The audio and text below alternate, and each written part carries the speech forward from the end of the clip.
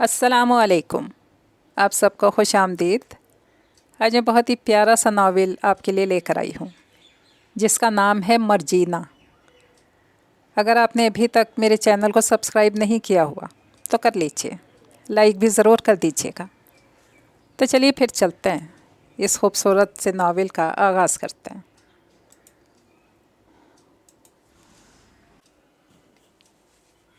میں شہر کا مشہور و معروف بیرسٹر ہوں۔ میری شہرت کی دو اہم وجوہات ہیں۔ ایک تو یہ کہ میں کامیاب بیرسٹر ہوں، دوسری وجہ شہرت یہ ہے کہ کثیر الازدواج ہوں۔ آپ یہ نہ سمجھ لیجئے گا کہ میں کوئی شوقین آدمی ہوں، مجھے شادیوں کا بہت شوق رہا ہے، جی نہیں، ہرگز نہیں۔ دراصل میں جنم دن سے ہی 3 عورتوں کے نرغے میں رہا ہوں۔ ماں کو دیکھ نہیں پایا، سنا ہے بھلی عورت تھی، بس ماں تو مجھے جنم دے کر حقیقی ٹھکانے سدھاری۔ میں 3 عورتوں، میرا مطلب ہے 3 بہنوں کے نرغے میں آ گیا۔ سب سے چھوٹا تھا، 3 بہنیں لاڈ اٹھانے میں کسر نہ چھوڑتی تھیں۔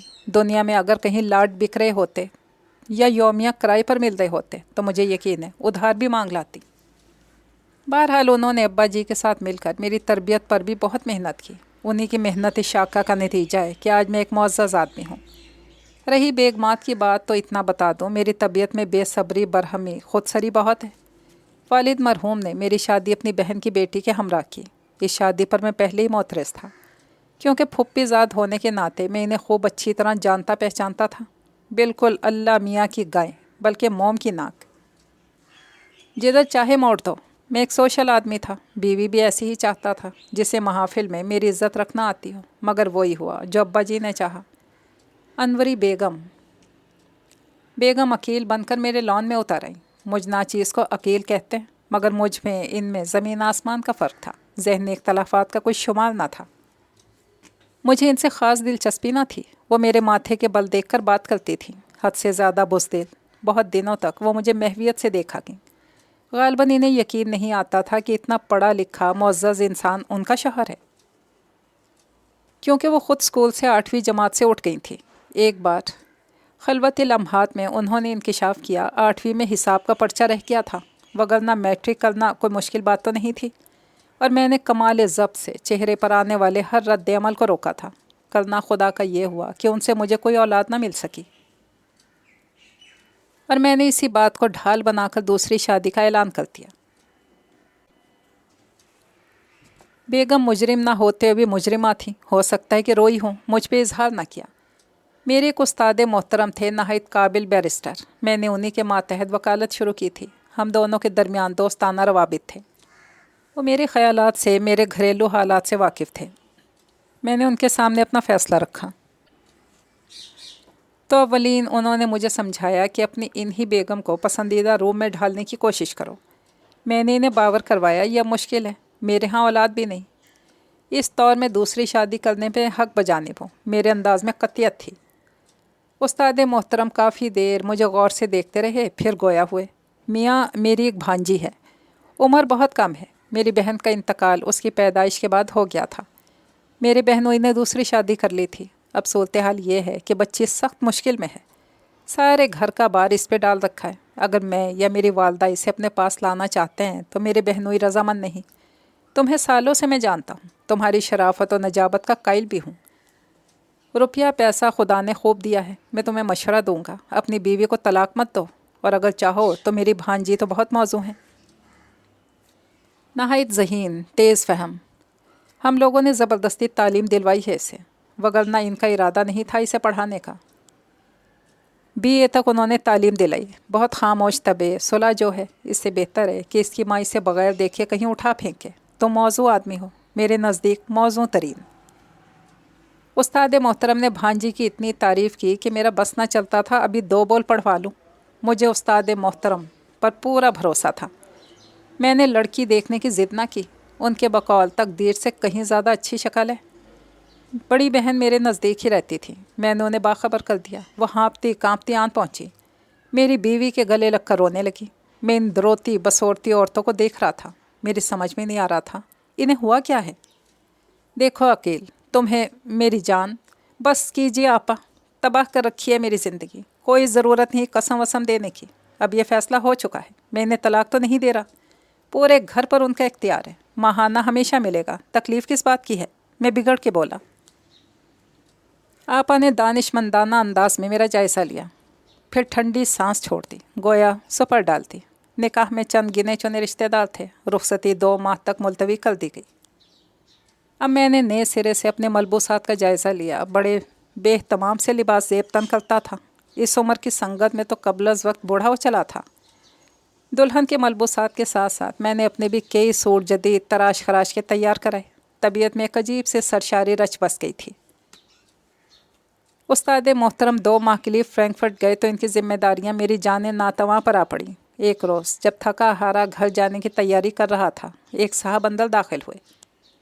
शक्ल से अच्छे घराने के नज़र आते थे। आते ही सलाम किया, इंतहाई गर्मजोशी से, शायद मुआनका करना चाहते हैं। मैंने मुसाफे के लिए हाथ बढ़ा दिया और बैठने का इशारा किया।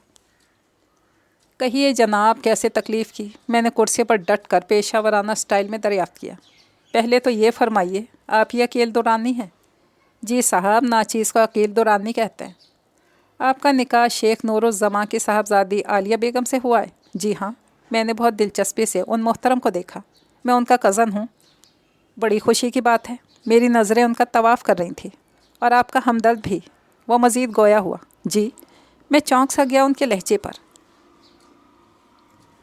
आप गालिबन पहली बीवी से अदम इत्तफाक़ी की बिना पर दूसरी शादी कर रहे थे। मगर साहब, आप एक मुसीबत से निकल कर दूसरी मुसीबत में गिरफ़्तार हो चुके हैं।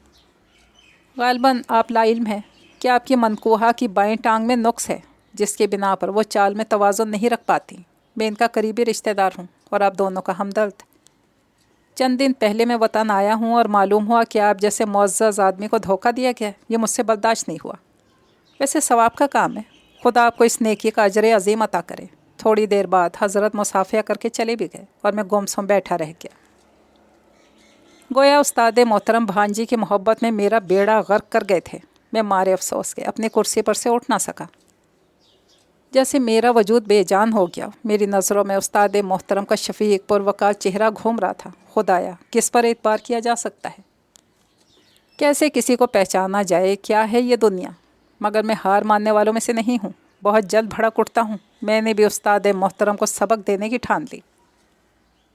अपनी बेगम को तमाम बात बता दी। साथ ही ये भी कह दिया, खुश मत हो जाना, वो नहीं तो कोई और सही। सारे ज़माने की लड़कियाँ तो लंगड़ी नहीं। मैं तो अपने बेवकूफ़ बनाए जाने पर कुछ ज़्यादा ही तप रहा था। उस्ताद की किस्मत अच्छी थी, उनका कई दिनों तक फ़ोन भी ना आया, वगरना अच्छी खासी तल्ख़ कलामी हो जाती। जुमे को ज़रूरत रिश्ता के कालम को बहुत एहतमाम से पढ़ता था। एक इश्तहार मेरे दिल को छू गया। खूबसूरत, खूबसीरत, आला ख़ानदान, अमेरिका में मुकीम, उम्र तकरीबन 30 साल। बैरून मुल्क क़याम की वजह से शादी में ताख़ीर होती रही। और जाने क्या क्या लिखा था। आखिर में तहरीर था, दूसरी शादी के ख्वाहिशमंद अफराद भी रुजू कर सकते हैं, बे औलाद अफराद। और मेरे मुंतकम जहन ने यहाँ किस्मत आजमाई की ठान ली। मैं उस्ताद मोहतरम की आमद से कबल यह काम कर लेना चाहता था। लड़की के भाइयों और माँ से मिला, लड़की से मुलाकात रही, इंतहाई खूबसूरत, जामा ज़ेब। मेरे जहन से अनवरी बेगम, आलिया बेगम बिल्कुल मिट गई। मैंने सब कुछ इन्हें सच सच बता दिया। लड़की के भाई मेरी साफ़गोई से बेहद मुतासिर हुए। मैंने इन्हें यकीन दिलाया, मैं दूसरी मनकूहा से कोई ताल्लुक़ नहीं रखूँगा, बस उनके मामू का इंतज़ार है। और एक शाम रोहेना शिकवा, रोहेना अकील बनकर मेरे घर आ गईं।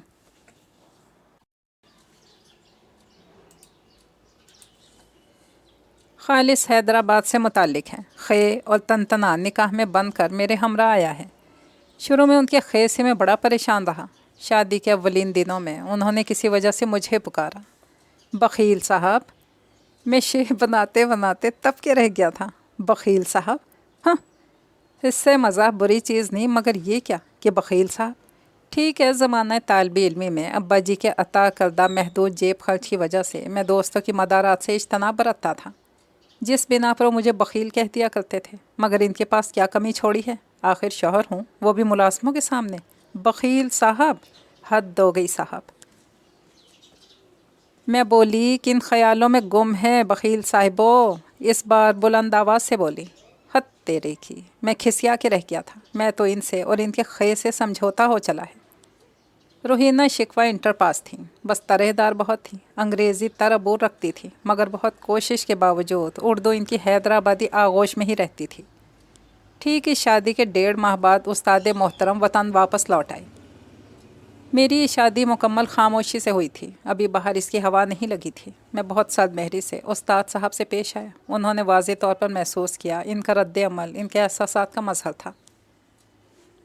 کافی دیر بعد میں نے کہنا شروع کیا. عباد صاحب، مجھے کس قدر دکھ ہوا یہ جان کر کہ آپ جیسی معزز ہستی کسی کو دھوکہ دے سکتی ہے، اور اب میرے لیے ناقابل برداشت ہے کہ میں آپ کے ہمراہ کام کروں. اگرچہ مجھے بہت افسوس ہے مگر میں مجبور ہوں. تھوڑی سزا کا حق بھی ہے. میں عالیہ بیگم کے طلاق کے کاغذات تیار کر کے پوسٹ کر دوں گا. کیا کہہ رہے ہو میاں؟ وہ بے اندازہ پریشان ہو گئے. میں ایک تعلیم یافتہ بیوی مسلم اعضاء کے ساتھ چاہتا تھا، وگرنہ میری پہلی بیوی عادت کی بری نہیں، نہ ہی اپاہج ہے. میں آپ پہ واضح کر رہا تھا کہ میں دوسری شادی شوقیہ نہیں، حالات کے تقاضوں سے مجبور ہو کر رہا ہوں. بہرحال جو ہونا تھا ہو چکا. میں شادی کر چکا ہوں. اور عالیہ بیگم؟ کیا کہہ رہے ہو بھائی؟ صاف صاف بات کرو. استاد محترم کا چہرہ شدت جذبات سے سرخ ہو رہا تھا. میں طنزیہ مسکرایا. اور کیا صفائی باقی ہے؟ یہ بات صاحب تمام ماجرا سن کر سر ہاتھوں میں تھام کر بیٹھ گئے. ان کی آنکھیں بھیگ گئی تھیں. میاں، تم جیسے پڑھے لکھے بردبار آدمی سے مجھے اس قدر جذباتیت کی توقع نہیں ہو سکتی تھی. وہ بچی واقعی بد نصیب ہے. ان کی آواز گلو گیر ہو گئی. میاں، کم از کم میرے آنے کا تو انتظار کیا ہوتا. اور جو کچھ عباد صاحب نے بتایا سن کے میرا دل بیٹھنے لگا. انہوں نے بتایا کہ وہ نوجوان جو میرے پاس آیا تھا وہ عالیہ کا طلبگار تھا، مگر اس کا اٹھنا بیٹھنا غلط لوگوں میں تھا، اس لیے انکار کر دیا گیا تھا. یہ اس کی انتقامی کارروائی تھی. لمحے بھر کو تو میری آنکھوں کے سامنے اندھیرا چھا گیا تھا، اور اس قدر خفت و ذلت، شرمندگی میں نے محسوس کی کہ خود کو شوٹ کر دینے کو جی چاہا. میں نے استاد محترم کے پاؤں چھو کر معافی مانگنا چاہی تو میری آواز بھر آ گئی.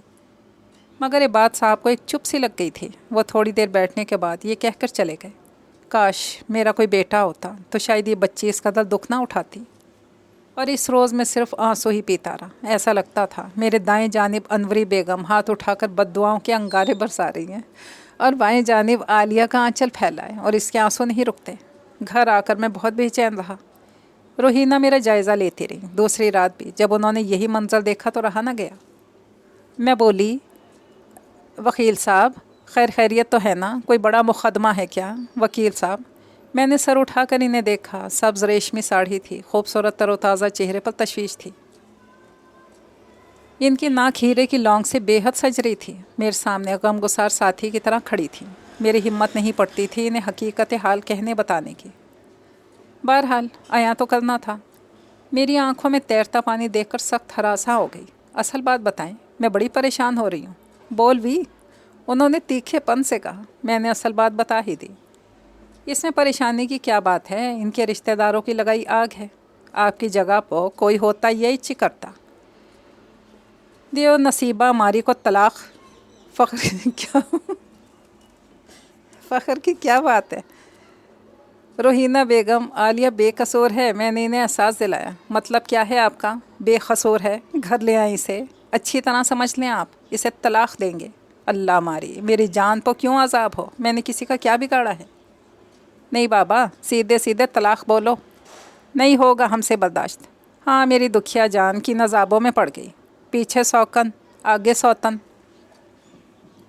انہوں کی بد دعا کا اتنا خیال. میری جان جو آپ کی جان روئے گی.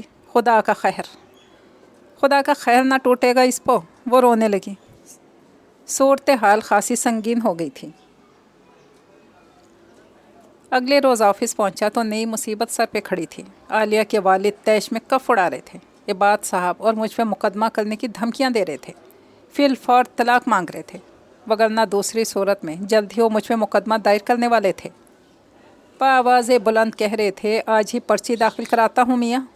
میں نے صفائی پیش کرنے کی بہت کوشش کی. کچھ سننے پر تیار نہ تھے. میں نے گھر آ کر روحینہ انوری بیگم کو تمام بات بتائی. انوری بیگم تو مقدمے کا سن کر ہی رونے لگی. روحینہ الگ خوفزدہ ہو گئی. عالیہ کو بھی کسی طور برداشت کرنے پر راضی نہ تھی. کیونکہ میں نے شادی کے وقت کچھ نہ چھپایا تھا، اس لیے روحینہ بیگم کا تو مجرم نہ تھا. پھر مجھے ہر لمحے سمن کا انتظار رہنے لگا. میں نے حالات کا سامنا کرنے کی ہمت پیدا کر لی. اگلے روز میں سخت منتشر ذہن کے ہمراہ آفس میں بیٹھا ہوا تھا کہ چپڑاسی نے ایک سفید لفافہ لا کر دیا.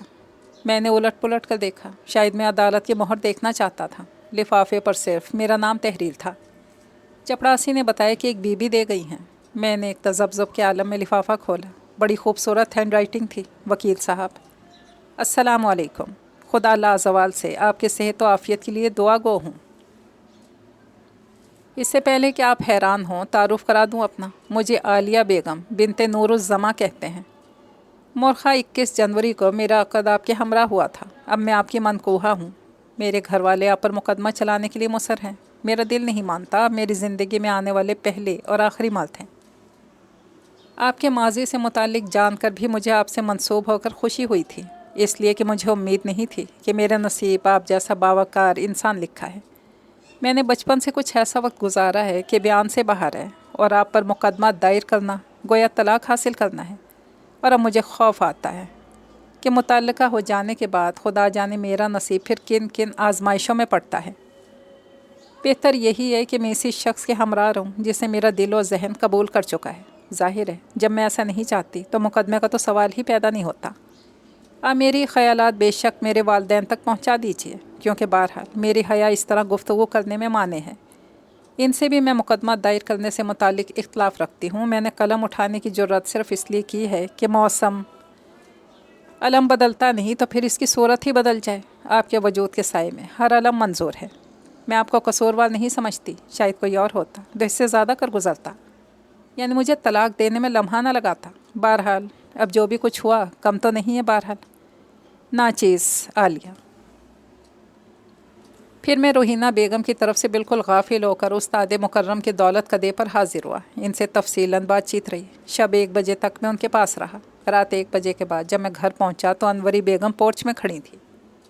آج بہت دیر ہو گئی۔ جیسے میں گاڑی سے اترا انہوں نے تشویش سے پوچھا۔ ہاں، میں نے ان کی جانب دیکھا، ان کے کندھے پر ہاتھ رکھ کر کہا، بس کام زیادہ تھا، جاؤ تم سو جاؤ اب۔ وہ چلی گئیں۔ میں اپنے کمرے میں آیا تو روحینہ پیشانی شکن آلود کیے ایزی چیئر پر دراز تھیں۔ گھر میں فون ہے، فون ہی کر دینا چاہیے۔ کھولتا ہے دل کہ خدا معلوم کیا بات ہے۔ ارے بھائی، معاملہ ذرا الجھا ہوا تھا، بس دھیان نہیں رہا۔ کون سا معاملہ؟ عالیہ بیگم والا؟ انہوں نے گہری نگاہ سے مجھے دیکھا۔ اب کیا بکتے ہیں؟ تیکھے لہجے میں سوال آیا۔ کچھ نہیں۔ میں نے کچھ نہیں کے بعد بہت کچھ کہنا چاہا، اور پھر میں نے جو کچھ کہنا چاہا تھا کہہ دیا، بہت محبت و عجز سے، مگر وہ بپھر گئی۔ میں آپ کو کتنا سمجھائی ہوں کہ فوری طلاق دیو، مگر ایسا کبھی نہیں ہوگا۔ سمجھ رہے نا آپ؟ مجھے ان سے اسی جواب کی توقع تھی۔ میں نے ان کے ہاتھوں کو تھام کر کہا، گناہ گار میں ہوں، خطا کار میں ہوں۔ میں نے طلاق دے دی تو ضمیر کے نیزے پر رہوں گا؟ میری سماجی معاشرتی زندگی بری طرح متاثر ہوگی، بلکہ شاید ہر وقت کے احساس ندامت سے میری دماغ کی رگ پھٹ جائے گی۔ تم سب لوگ مجھے جی بھر کے سزا دو، میں زندگی بھر اس جلد بازی کا تاوان ادا کرتا رہوں گا۔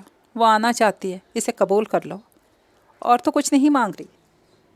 پھر مجھ جیسے انا پرست آدمی نے روحینہ کے سامنے ہاتھ جوڑ دیے کہ ضمیر کی آوازوں سے میرے اعصاب چٹک رہے تھے۔ روحینہ عورت تھی، میری آنکھوں کا پانی ان کے دل میں اتر گیا۔ وہ کچھ نہیں بولی، بس میرے سینے سے سر ٹکا کر پھوٹ پھوٹ کر روتی۔ ظلم تو میرے ساتھ بھی ہو رہا ہے، میرے لیے آپ کا ضمیر کیا کہتا ہے؟ روحینہ، میرا تم سے وعدہ ہے کبھی تمہاری حق تلفی نہ ہوگی، بلکہ شاید آج سے میرے دل میں تمہارا مقام بلند ہو جائے گا۔ اپنے بھائیوں کو کیا بولوں گی؟ آپ کیا جواب دیں گے؟ تو کیا تم میرا ساتھ نہ دو گی؟ وہ خاموش ہو رہیں، بس میرے شانے سے لگی سسکیاں بھرتی رہیں۔ اور پھر عالیہ آ گئیں، ضرورت سے زیادہ سمجھدار نکلیں۔ انوری بیگم روحینہ سے بسد احترام پیش آتی۔ ان کی موجودگی میں مجھ سے ان کی بے نیازی کا عجیب عالم ہوتا۔ روحینہ شکوہ کو میں 2000 روپے ماہوار دیتا تھا۔ زمینوں کی آمدنی انوری بیگم کے پاس آتی تھی۔ عالیہ کو میں نے پہلی مرتبہ 2000 روپیہ دیا تو 1500 انہوں نے مجھے واپس لوٹا کر کہا، سب کچھ تو گھر میں موجود ہوتا ہے، گاڑی میں آنا جانا ہوتا ہے، وہ بھی کبھی کبھار، بس یہ کافی ہیں۔ موسم کے لحاظ سے کپڑے ہی تو بنانے ہیں، وہ بھی بس کتنے، ضرورت ہوگی تو لے لوں گی۔ میں نے اس بات کا تذکرہ روحینہ سے کرنا ضروری سمجھا۔ ہاں، مظلوم ہیں صدا کی، خرچ کرنا کیا جانے ہیں، نوٹوں کی بیڑیاں تو بنا کر پہننے سے رہیں۔ انہوں نے سر جھٹک کر حقارت سے کہا۔ پارٹیز میں زیادہ تر روحینہ ہی میرے ہمراہ ہوتی تھیں، کبھی عالیہ کو کہتا بھی طرح دے جاتی۔ سارے گھر کی ذمہ داریاں اپنے نازک کندھوں پر اٹھا لی تھی۔ مجھے وہ بات بھی اور باتوں کی طرح نہیں بھولتی جب انوری بیگم بیمار پڑ گئی تھی۔ عالیہ نے کس دل جمی سے ان کی تیمارداری کی تھی۔ ان کے لیے پرہیزی کھانا بنانا، ان کی دوا کا دھیان رکھنا، اور شاید دونوں نے انوری بیگم کی توجہ محبت حاصل کر لی تھی۔ حسن اتفاق سے میری سب سے پہلی اولاد عالیہ سے ہے۔ ان دنوں جب وہ ان اہم مہینوں سے گزر رہی تھی، انوری بیگم نے ان کا بے حد دھیان رکھا۔ عالیہ کے کام آگے بڑھ کر کیا کرتی تھی۔ عالیہ کے چہرے پر چھائی زردی اور ان کے چلنے پھرنے میں تکلیف کا تاثر انوری بیگم کی محبتوں میں چھپ جاتا تھا۔ یہ فضا میرے لیے سکون کا باعث تھی، اور اس کے لیے میں عالیہ کا ممنون تھا، احسان مند تھا۔ ان دنوں میں عالیہ کو دیکھتا تو اپنی جلد بازی کے کیے گئے فیصلے پر پچھتاتا رہ جاتا۔ جب وہ اس گھر میں آئی تھیں تو بے حد نازک سی تھی۔ اب ان کا جسم بھاری ہو رہا تھا، اس سے ان کی دلکشی میں نہ سمجھ میں آنے والا اضافہ ہو چلا تھا۔ وہ گزر میں بہت بے تکلف تھی۔ انہیں کام میں مصروف دیکھ کر احساس تک نہ ہوتا تھا کہ وہ بٹواروں کی ستائی ہوئی ہیں۔ ایک روز مجھے بیٹے کی نوید ملی، میں بے انتہا خوش ہوا تھا۔ انوری بیگم عالیہ کی ہمراہ ہی تھیں۔ میں اور روحینہ اپنا بیٹا دیکھنے گئے۔ روحینہ نے کوئی تاثر نہیں دیا تھا۔ میں نے بڑی چاہ سے اس عظیم مراد کا نام مراد رکھا تھا، اور وہ زیادہ تر اپنے بیٹے میں مصروف رہنے لگی۔ اس کے بعد روحینہ کی ہاں بیٹی ہوئی۔ روحینہ سے میری 2 بیٹیاں اور عالیہ سے 1 بیٹا اور بیٹی ہیں۔ میں عالیہ کو دیکھتا ہوں، مجھے وہ عورت کی عظمت کا آسمان نظر آتی ہیں۔ میرے بٹواروں میں شاید سب سے بڑا بٹوارہ، سب سے بڑا نیزہ انوری بیگم کے حصے میں آیا تھا، جس نے ان کا دل لہو لہو کر دیا تھا، اور وہ لہو ان کے منہ سے گرنے لگا تھا۔ روحینہ بیگم نے پابندی لگا دی تھی بڑی امی کے پاس نہ جائیں۔ عالیہ وہ لہو اپنے ہاتھوں سے سمیٹتی تھیں، ان کی تیمارداری کرتی تھیں، ان کا بستر بدلتی تھیں، کمرے میں ایئر فریشنر چھڑکنا تک یاد رکھتی تھیں، ان کے تکیے پر گلابوں کے گجرے سجاتی تھیں، صبح اٹھ کر ان کے کمرے میں دھوپ لگانے کا اہتمام کرتی تھیں، انہیں لان میں بٹھا کر ان سے باتیں کرتی تھیں۔ میں یہ سب دیکھتا تھا، عالیہ کے بارے میں بہت کچھ سوچتا تھا۔ اور پھر ایک روز میں آفس میں بیٹھا نئے کیس کی فائل دیکھ رہا تھا کہ فون کی گھنٹی چیخ پڑی۔ ریسیور اٹھائے، فون پر عالیہ تھی۔ عقیل صاحب باجی کا انتقال ہو گیا ہے۔ اس کی آواز میں آنسوؤں کی نمی تھی، اور میں اپنی جگہ ساکت رہ گیا۔ میں نے اعلیٰ پیمانے پر ان کا علاج کرا کر اگرچہ تاوان کا ایک بڑا حصہ ان کے نام کر چھوڑا تھا، مگر وہ تاوان کی حدود سے شاید گزر چکی تھی۔ جس دنوں انوری بیگم کا انتقال ہوا، میرے 4 بچے کالجوں میں پہنچ چکے تھے۔ عالیہ تمام رسومات میں اس طرح مصروف رہیں جیسے انوری بیگم ان کی حقیقی بہن ہو۔ میں نے کبھی انہیں ایک دوسرے سے کوئی دکھ کہتے نہیں سنا تھا، مگر شاید یہ عورتیں ادراک کے پنکھ تک بیٹھ کر سفر کرتی تھیں۔ دنیا میں شوہروں کو اپنی بیویوں سے بہت سی شکایتیں ہو جاتی ہیں، مجھے عالیہ کی کوئی ایسی بات یاد نہیں جو قابل گرفت ہو۔ عالیہ نے اپنی اچھائیوں سے روز بروز میرے ضمیر کا پھندا تنگ کیا ہے۔ ان کا ہر مرتبہ کا کوئی اثار میرے قدموں تلے سے تختہ سرکا دیتا ہے، اور میں دل پر ہاتھ رکھ کر پہروز سوچتا رہتا ہوں۔ اور جیسے آج ہوا، روحینہ سے میری 2 بیٹیاں ہیں، روشینہ اور روشنی، اور عالیہ سے میرا پہلا بیٹا اور اس سے چھوٹی تابندہ ہے۔ عالیہ کے رشتہ داروں میں سے آج تابندہ کا رشتہ آیا تھا۔ عالیہ کو وہ لڑکا بے حد پسند تھا۔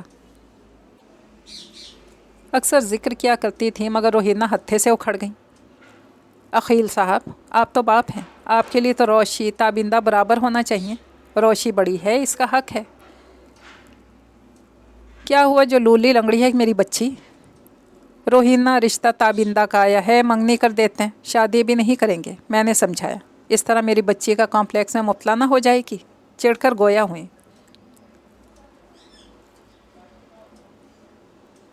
عقیل صاحب، آپ کا وعدہ تھا، آپ کبھی میری حق تلفی نہیں کریں گے۔ میرے بچوں کی حق تلفی بھی میری حق تلفی ہے، مگر یہ رشتہ عالیہ کے رشتہ داروں کی طرف سے آیا ہے۔ میں نے انہیں سمجھایا، اس ناطے سے وہ آپ کے بھی رشتہ دار ہیں، سب بچے آپ کے ہیں، ہم گرہ میں باندھ کر نہیں لائے تھے، بول دی میں۔ وہ کچھ سننے پر آمادہ نہیں تھیں۔ اس لمحے عالیہ نیپکن سے ہاتھ صاف کرتی اندر چلی آئیں۔ کوئی بات نہیں آپا، ٹھیک ہی تو ہے، روشی بڑی ہے، آخر ہماری بڑی بیٹی ہے، ہم پہلے اس کو بیاہیں گے، یہ تو کوئی ایسا مسئلہ نہیں۔ بھائی میں آئیں گے تو کہوں گی ان سے۔ میں اور روحینہ خاموش بیٹھے رہ کے، اور میں اپنی جگہ پتھر سا ہو گیا۔ عالیہ، بس کرو بس کرو، اب تو پھندا شہرک کو چھونے لگا ہے۔ کتنی خوشی سے کل کہہ رہی تھی، میں بہت خوش ہوں، کتنے اچھے لوگ ہیں۔ تابندہ ماشاءاللہ بہت قسمت والی ہے، اور اب کیا کہہ کر چلی گئی تھی۔ میں روحینہ کے پاس سے اٹھ کر عالیہ کے کمرے میں آیا تو وہ تابندہ کے شانے پر ہاتھ رکھے اسے کچھ سمجھانے کی کوشش کر رہی تھی، اور میں بہت کچھ جان گیا۔ صرف عالیہ کی خوشی نہیں تھی، شاید میری پریوں جیسی بیٹی بھی، اور میرا جی چاہا آج سب سے لڑ کر عالیہ کو صرف اور صرف ایک خوشی دے ہی ڈالوں، मगर मैं जानता था कभी ऐसा नहीं होने देंगी। इस औरत को शायद ये नहीं मालूम इसके इशार, खामोशी, अमन पसंदी के हाथ दिन रात मेरी आगही, मेरे ज़मीर के गले पर रहते हैं। जब भी मैं अंदर से तूफ़ानों से घबरा कर आलिया से अपनी ज़्यादतियों पर पशेमान होता हूँ तो वे मेरे बालों में उंगलियाँ फेर कर मुस्कुरा उठती हैं, बड़ी मोहब्बत से कहती हैं, खुदा ना करे कि आप मुजरिम हूँ, गुनाहगार हूँ। हो जाती हैं बाज़ औक़ात गलतियाँ, अल्लाह बड़ा माफ़ करने वाला है। और मैं अपनी चहीती बीवी को देख कर रह जाता हूँ। जालिम, ताने भी तो नहीं देती, बुरा भला भी तो नहीं कहती। अनवरी बेगम, तुम खामोशी के अंगारों को मेरा ज़ादे राह बना गई हो। और आलिया, ये मुझे अली बाबा की मर्जीना नज़र आती हैं जो मेरे अमाल, बल्कि स्याह अमाल के 40 चोरों को नीस्त व नाबूद करने की कोशिश करती हैं। और मेरे अमाल के चोर 40 नहीं हैं, वो 40 को माफ़ी के खंजर से फना करती हैं। तो इनसे कहीं ज़्यादा स्याह अमाल, सरकश और जान बचाकर भागने वाले चोरों की तरह मेरे वजूद में लूट मार मचाने लगते हैं। और इस समय मैं किस कदर निढाल हो जाता हूँ। कोई देखे मेरे तड़पने का मंजर, जैसे मुझ पर सकरात का लम्हा आन पहुँचा हो। और जब ये अंदर की लूट मार मुझे पागल कर देती है तब मैं दीवाना वार आलिया के कमरे की तरफ बढ़ता चला जाता हूँ। इस कमरे में मुझे ज़िंदगी मिलती है। वो मेरा वजूद फूलों की तरह समेटती हैं। मेरा ज़मीर, जिसे इनका सबसे छोटा लाडला बच्चा है, वो इसे मोहब्बत से आंखें दहकाती हैं, गोया कहती हूँ, क्यों सताते हो। और मुझे ऐसा लगता है वो इनकी बात मान लेता है। मैं गोया मौत के मुँह से वापस आ जाता हूँ। मौत और ज़िंदगी का खेल जारी है। काश आलिया मुझे ताने दिया करें, हक तलफी पर चीख चीख कर रोया करें। आखिर ये मर्जीना कब तक तन्हा मेरे स्याह माल के चोरों का सद्देबाब करती रहेगी, कब तक। ये खूबसूरत सा नावल तो पहुंचा अपने इख्तिताम तक।